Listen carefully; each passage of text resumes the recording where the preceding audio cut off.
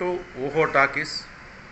తెలంగాణ ముఖ్యమంత్రి రేవంత్ రెడ్డి మంచి విషయాలే మాట్లాడాడు. ఇటీవల నేను మరి మీడియాలో చూడడం జరిగింది. అంటే ఒక సభలో అనుకుంటా ఆయన మాట్లాడుతూ తన చిన్నతనంలో అంటే వాళ్ళ ఇంట్లో కందిపప్పు దోసకాయ కూర ఉండేవారని ఆయన గుర్తు చేసుకున్నారు. అది చాలా బాగుండేది. నేటి కాలంలో అందరూ మరి అలాంటి వంటకాలను మొత్తం మర్చిపోయారని, అంటే బయటి ఆహారాలు అంటే పిజ్జాలు, బర్గర్లు ఇట్లాంటి ఫాస్ట్ ఫుడ్స్కు అలవాటు అయిపోయారని, అలాంటి అలవాట్లు కాకుండా మన అంటే సాంప్రదాయ వంటకాలు దోసకాయ కందిపప్పు లాంటివి తినాలని, అవి ఆరోగ్యానికి చాలా మంచిదని.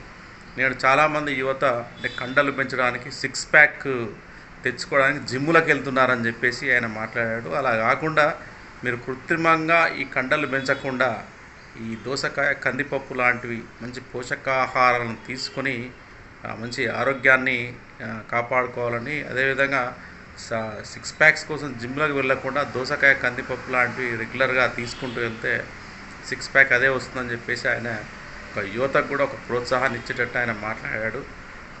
నేనేమంటున్నానంటే ముఖ్యమంత్రి గారు ఇచ్చిన సలహా రాష్ట్ర ప్రజానికం కూడా సంతోషిస్తుంది. నాకు కూడా చాలా సంతోషంగా ఉంది ఆయన మాటలు.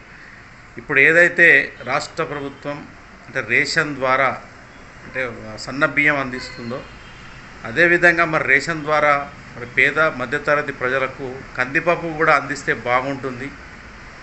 అది ఫ్రీగా అందించినా పర్వాలేదు, లేదంటే అంటే సబ్సిడీ ద్వారా, అంటే ఇప్పుడు మనకు మార్కెట్లో ఏదైతే రేటు ఉంటుందో తగ్గించి, అంటే 100 రూపాయలు ఉంటే ఒక 50 రూపాయల కిలో కందిపప్పును మరి ఒక సబ్సిడీ ద్వారా కందిపప్పును మరి పేద మధ్యతరగతి ప్రజలకు అందిస్తే బాగుంటుంది. వారు కూడా అందరూ మరి దోసకాయ కందిపప్పు మరి వాళ్ళు కూడా తిని ఆరోగ్యంగా ఉండడానికి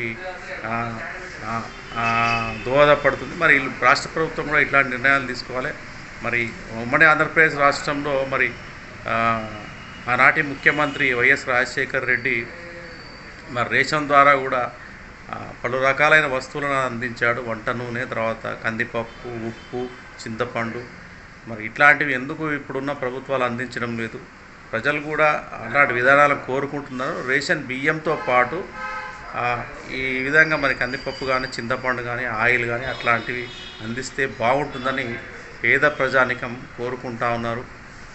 అలాంటి ఇలాంటి అంశాలు ఏవైతే ఉన్నాయో రాష్ట్ర ప్రభుత్వం వాటిని పరిగణలోకి తీసుకొని కొంత క్యాబినెట్లో చర్చించి సమీక్ష చేసి ప్రజలకు అందుబాటులో ఉండే విధంగా కందిపప్పు కానీ, అదేవిధంగా ఆయిల్ కానీ, నిత్యావసర సరుకులు అందిస్తే బాగుంటుందని కోరుకుంటున్నారు.